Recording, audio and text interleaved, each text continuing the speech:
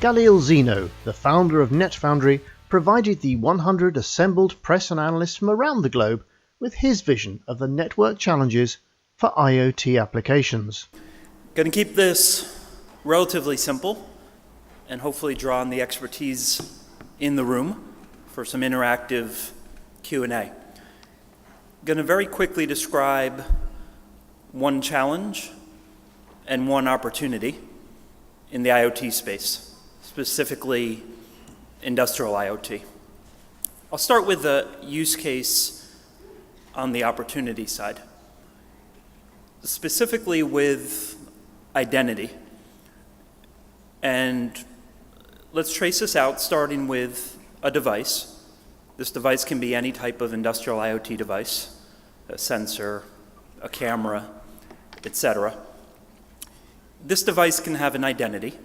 It can be a very secure identity, hardware root of trust, secure type identity.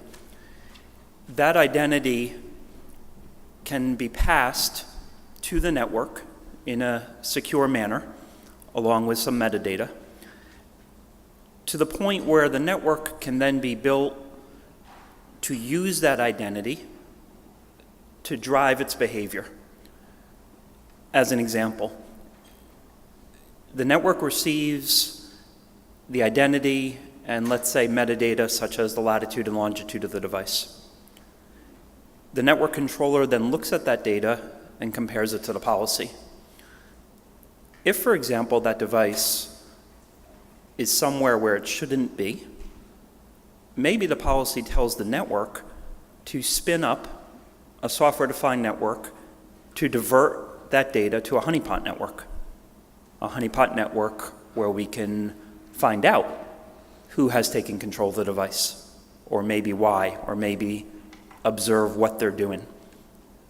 Maybe the device is so secure and the use case is so sensitive that the network policy says kill switch, completely turn off the network to that device.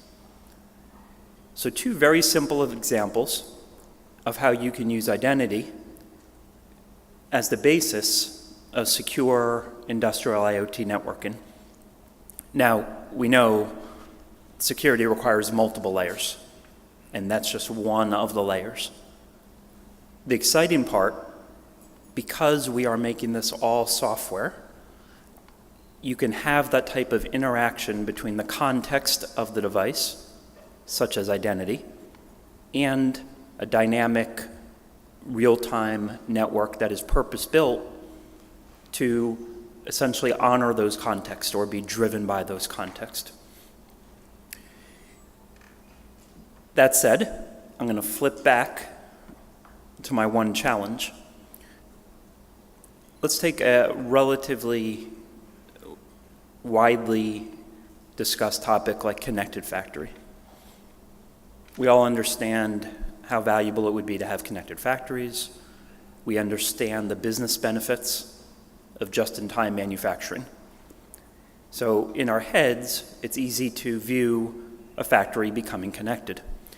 Now in reality, for just-in-time manufacturing, you need secure, reliable connectivity from the supply chain, which is a variety of suppliers on a variety of networks. It's multi-cloud, as the panel earlier said, and the production line, which is in a series of factories that are extremely tightly controlled with very mature processes for regulatory compliance and quality control, industrial grade processes, literally, from a security and reliability perspective. And somehow, across those multiple networks and clouds, multiple suppliers, multiple production lines or assembly lines, we're going to securely exchange data in real time that is going to key just-in-time manufacturing. In other words, the data better be accurate, better get there in time, and it certainly can't be compromised from a security perspective. So putting those two together, an opportunity like using identity to drive a network, the challenge of just-in-time manufacturing.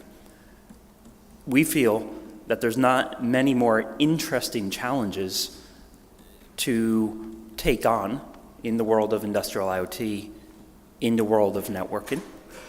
From an industry perspective, we feel it's extremely exciting in that it's largely greenfield. We will largely be building these solutions from scratch.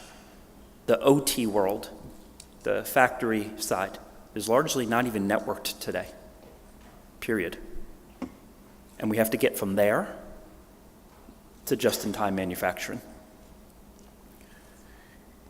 Going to pause there. With all the expertise in the room, I would love questions and comments and to make this interactive. Questions from analyst Michael Howard of IHS Markit then drew Zino out on issues such as the need for application-specific networks and their characteristics. Right. What is driving digital transformation is the need for agility, for speed, for economics. Quite frankly, today, the network is an anchor on that digital transformation journey. And we want to flip the script, and we want to give the developers and the engineers the ability to make the network actually an enabler of their digital transformation journey. The network has a lot of inertia. Absolutely. Well, fortunately, thanks to a lot of good work by some of the folks who were on the previous panel, we are now starting to have programmable networks. We're moving from a hardware-anchored regime of custom hardware on custom ASICs to networks that have the proper APIs exposed. They run on merchant silicon, and they're programmable, so they give us the opportunity to change the networking paradigm. Howard then asked about the future, especially that of the multi-billion-dollar MPLS market, and how NetFoundry was set to change that. Well, if we were in a flat world, Michael, and on the demand side was flat, and I was an MPLS provider, I'd be quickly looking for another line of work. No question about it. That said, as we were talking about, the demand is actually going up like this. So I think the MPLS providers will find ways to pivot, to be able to build on what they have today. But as far as their existing business, yes, we are going to take a large chunk out of that existing business. Yeah, I think I agree to the extent that I think MPLS revenue worldwide for operators won't go down. It's these new technologies that are soaking up a lot of the increasing bandwidth that's being used and needed to be used. So I think that's going to end it. Well, thank you. Michael, pleasure. Thank you.